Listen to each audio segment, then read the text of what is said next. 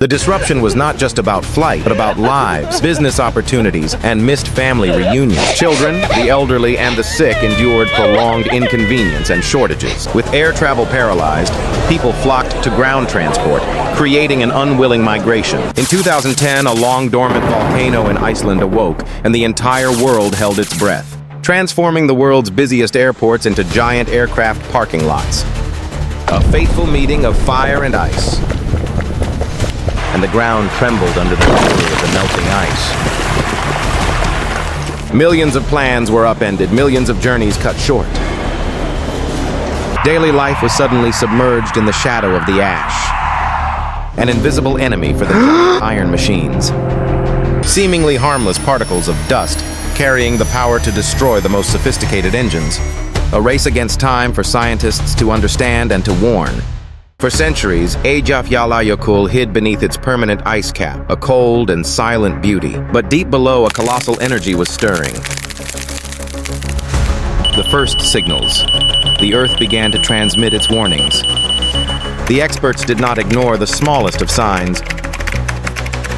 For the local people, Eyjafjallajökull remained a familiar part of the magnificent landscape, a giant, silent neighbor. Those who live close to nature sometimes have their own unique intuition. March 20th, 2010, the first phase of the eruption began. In a relatively gentle manner, the initial eruption at Eyjafjallajökull was beautiful, but it was only the prelude to disaster. Scientists gathered data, trying to decode what was happening deep within the Earth. Many breathed a sigh of relief, thinking the fury had passed. But they were wrong. On April 14th, the epicenter shifted to the main crater where the real disaster began. Multiple new vents opened simultaneously under the ice, building pressure to terrifying levels. Data streamed in continuously, painting an increasingly clear and frightening picture of the disaster. And then it erupted violently. A colossal ash plume tore through the Icelandic sky.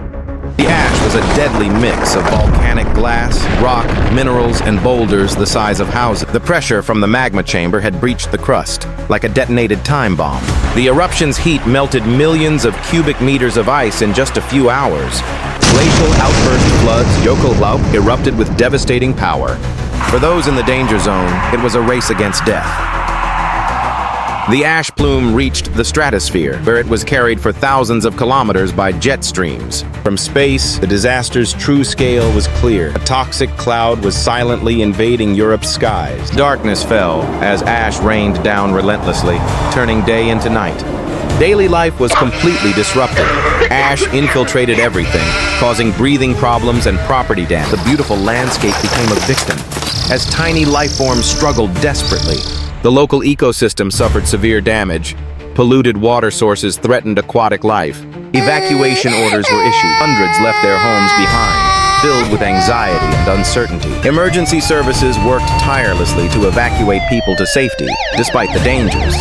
The data showed an invisible but extremely dangerous threat speeding towards European airspace. The first difficult decisions were made to protect air safety, but this was only the beginning of a much larger crisis. Thousands of flights were still in the air, unaware of the approaching danger.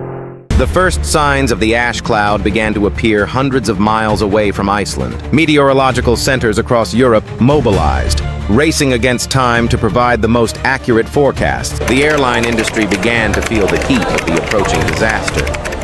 Veteran pilots began to notice the anomaly in the sky, a threat they had never been trained to handle.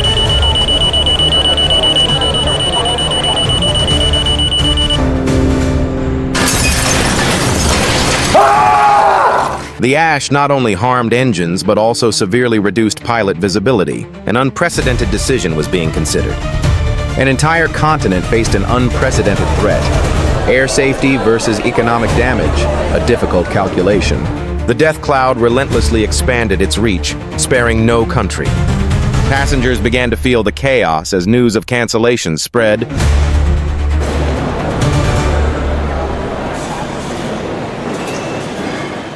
Inside these complex machines, a dangerous process was silently unfolding.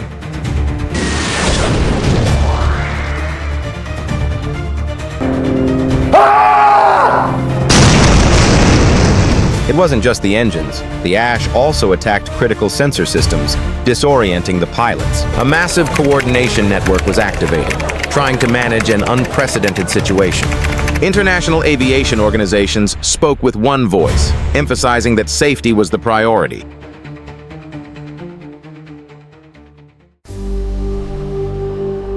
The guardians of the sky became redundant, helplessly staring at empty screens. Millions of passengers were stranded. Airports became refugee camps, turning inconvenience into a global nightmare. The disruption was not just about flight, but about lives, business opportunities, and missed family reunions. Children, the elderly, and the sick endured prolonged inconvenience and shortages. The skies above major cities grew eerily quiet, absent the roar of jet engines. The world's attention turned to Eyjafjallajökull. A small volcano had paralyzed an entire continent. The pressure was on for policymakers. Striking a balance between safety and the economy was an immense challenge. Research flights provided real-world data, the key to safely reopening the airspace. Every tiny ash particle was a potential danger to an aircraft engine. Understanding their properties was crucial. An effort to communicate the situation to the public and reduce panic. The global aviation industry was in turmoil. Numerous companies faced bankruptcy if the situation dragged on. The eruption triggered a domino effect, impacting global supply chains. People found ways to adapt, to overcome the obstacle. With air travel paralyzed, people flocked to ground transport, creating an unwilling migration. Human creativity and a spirit of mutual support shone through in difficult times. The wait seemed endless. Exhaustion and frustration were etched on every face. Economic pressure and passenger impatience led some countries to seek their own solutions. The debate between absolute safety and acceptable risk grew heated. The crisis revealed the global supply chain's deep dependence on aviation.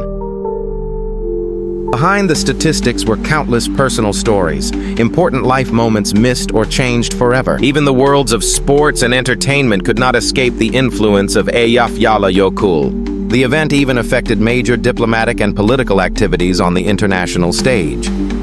The first signs that the volcano's fury might be abating. A glimmer of hope appeared, but caution remained the priority as a more flexible approach was considered. The aviation industry learned from the crisis, updating procedures and training to better cope with similar threats. The first test flights brought renewed confidence. After days of hopeless waiting, there was finally good news. Eyjafjallajökull began to weaken. The nightmare seemed to be ending, but its consequences would linger. In Iceland, people began the arduous task of cleaning up and rebuilding from the ash. Livestock feed was severely affected, as the ash contained fluoride, which could poison animals. International solidarity and support helped the people of Iceland through the most difficult phase. Scientific research continued, aiming to understand the consequences and protect public health and the environment. Nature has an amazing ability to heal itself, but it needs time and human help to fully recover.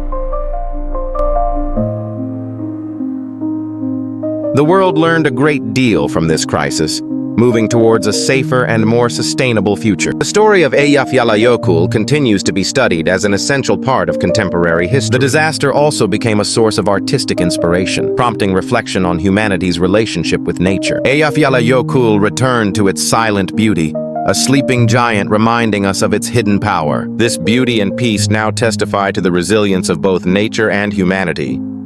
Eyjafjallajökull wasn't just Iceland's story. It revealed just how fragile our interconnected world is. Volcanoes are just one of the myriad forces of nature that humanity must face and learn to live with. The greatest lesson is humility before nature and the importance of science to predict and understand. Every disaster is a wake-up call, urging us to act more responsibly towards our planet.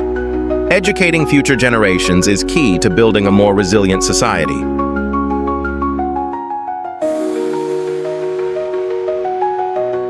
The eternal beauty of nature, even after the most violent of upheavals, amid the chaos, human kindness and solidarity shone through, helping us overcome every challenge. Eyjafjallajökull taught us about the planet's power, our dependence on it, and the resilience of both nature and humanity. Let us always cherish our planet and prepare for the surprises it may bring. Thank you for watching.